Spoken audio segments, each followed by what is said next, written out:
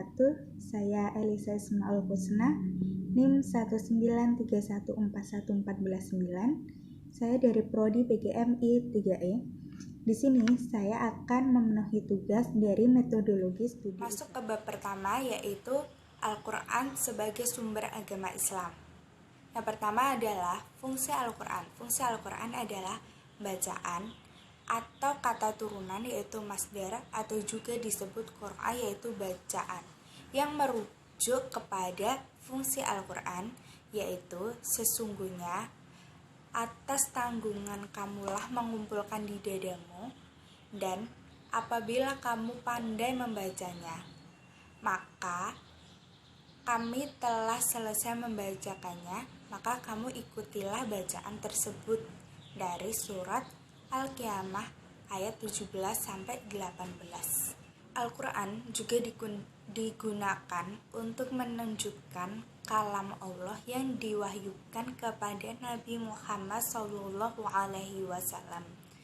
Nama-nama lain untuk Al-Quran dikembangkan oleh para ulama, sehingga ada ulama yang memberikan nama sebanyak 90 dan 55 nama, tetapi sebagian ulama tidak menyetujuinya dikarenakan ada pencampuran antara nama-nama Al-Quran dan sifatnya.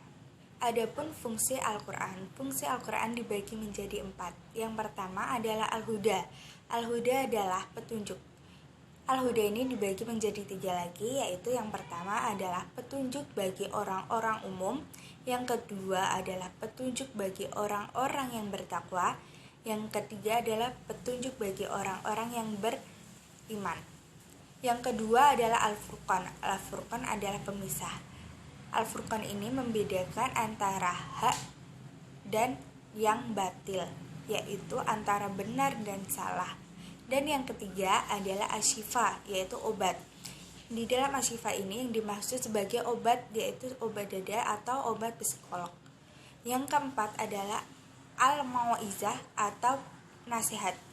Al-Mau'izah ini ditunjukkan bagi orang-orang yang beriman.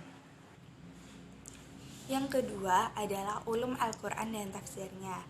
Al-Quran diturunkan tidak secara sekaligus, tetapi mereka diturunkan dengan tahapan tertentu atau periodik, sedikit demi sedikit atau ayat demi ayat.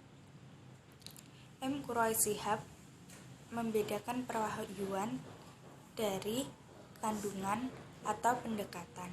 Yang pertama adalah saat Nabi Muhammad SAW masih menjadi nabi, dan yang kedua adalah saat peperangan agama Islam, dan yang ketiga adalah saat orang-orang hidup bebas menjalankan ajaran agama.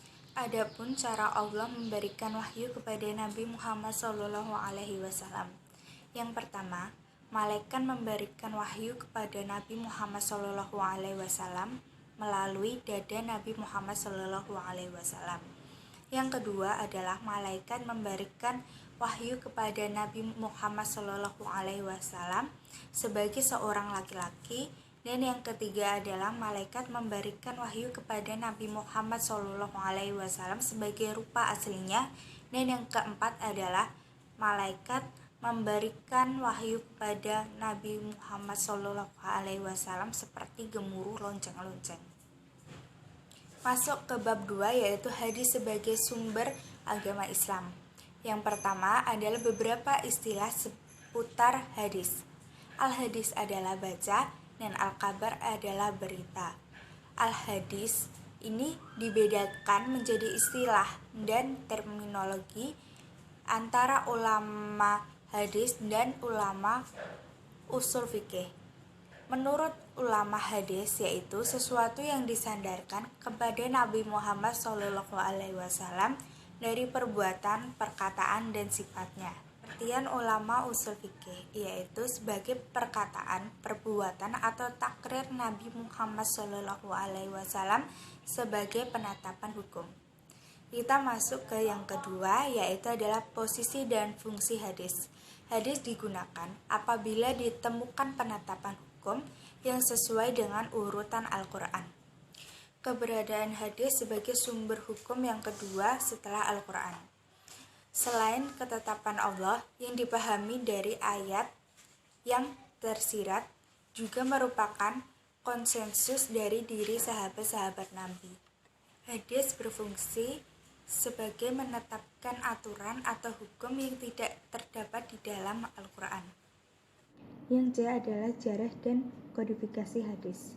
Penulisan resmi kodifikasi disebut juga adalah tatwin, dimulai setelah adanya perintah dari Umar bin Abdul Al-Aziz untuk para pakar untuk menulisnya hadis tersebut.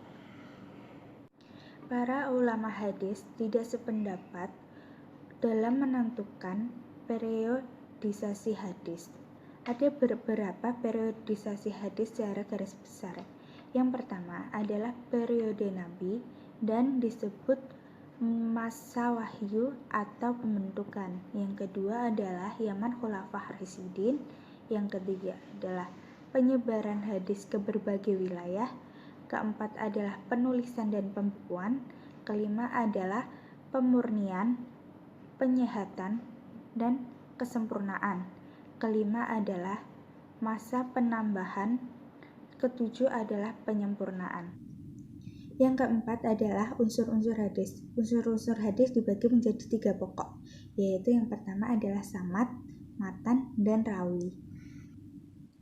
Yang ketiga adalah istijaz sebagai sumber ajaran Islam. Pengertian istijaz secara bahasa yaitu adalah kesanggupan dan kekuatan dalam melakukan pencarian sesuatu supaya sampai kepada ujung yang kita dapatkan.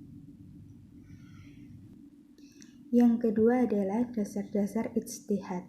Dasar hukum ijtihad ialah Al-Quran dan Al-Sunnah, yaitu sesungguhnya pada yang demikian itu benar-benar terdapat tanda-tanda bagi kaum yang berpikir. Yang ketiga adalah syarat-syarat mujtahid.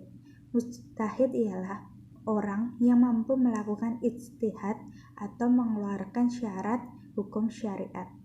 Ada rukun-rukun ijtihad, yaitu yang pertama adalah al-waqi, yang kedua adalah mujtahid, yang ketiga adalah mujtahid bih, dan yang keempat adalah syarat untuk menentukan hukum bagi mujtahid bih.